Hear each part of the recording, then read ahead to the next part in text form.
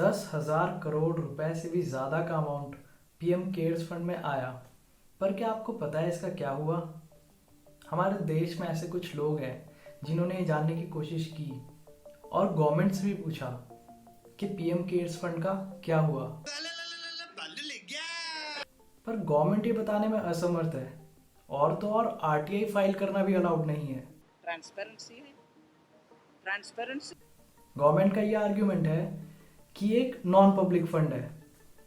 वहीं अगर PM cares fund के ट्रांजैक्शंस ब्लॉकचेन पे हुए होते तो ना सिर्फ हमें ये पता चलता कि एग्जैक्टली कितना अमाउंट पीएम केयर्स फंड में आया, बल्कि हमें ये भी पता चलता कि किसने जमा कराया और कितना कितना जमा कराया।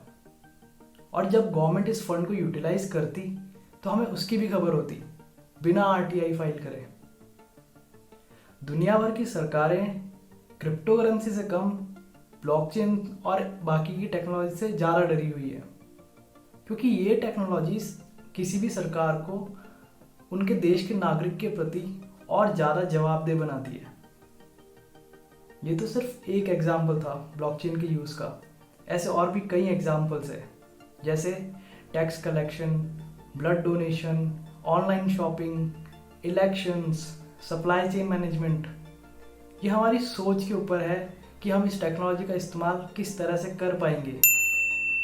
आज हम इन्हीं में से कुछ एग्जाम्पल्स को डिस्कस करेंगे और ये भी जानेंगे कि कैसे इस टेक्नोलॉजी का इस्तेमाल हमारे देश में आज से कुछ साल पहले ही शुरू हो चुका है। तो चलिए फिर शुरू करते हैं आज का नज़रिया।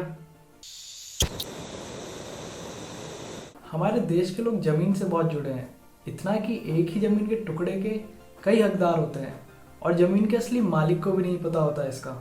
इसीलिए खड़े होते हैं बहुत सारे विवाद।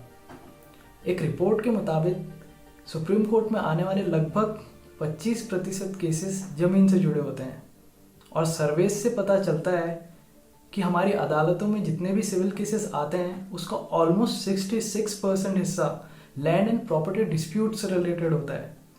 फ्रॉड करने वाले ज़मीन पर हक इतने आत्मविश्वास के साथ जताते हैं कि ज़मीन के असली मालिक के भी पैरों तले ज़मीन खिसक जाती है।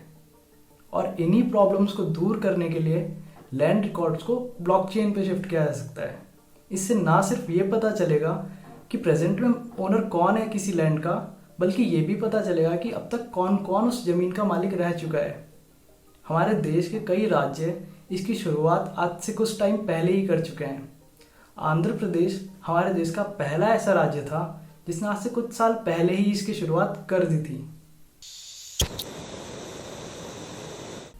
अगर आप भी इस गलतफहमी का शिकार हैं कि कोई आपके आधार नंबर से क्या ही कर लेगा, बिल्कुल डॉक्टर आर.एस. शर्मा की तरह, जो कि ट्राई के पूर्व चेयरमैन है, तो एक बार उनके चाहने वालों की बातों पे गौर जरूर फरमाइएगा।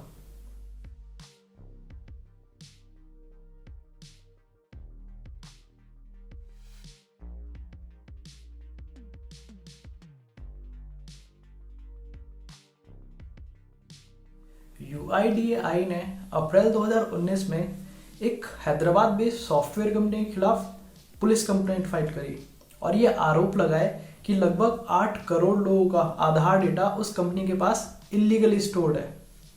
और ये तो आपको पता ही होगा, ब्लॉकचेन को हैक करना बहुत ही मुश्किल है। इसी खूबी का फायदा उठा के गवर्नमेंट हमारे आधार डेटा को और सिक्योर कर सकती है, हमारे आधार डेटा को ब्लॉकचेन पे शिफ्ट करके।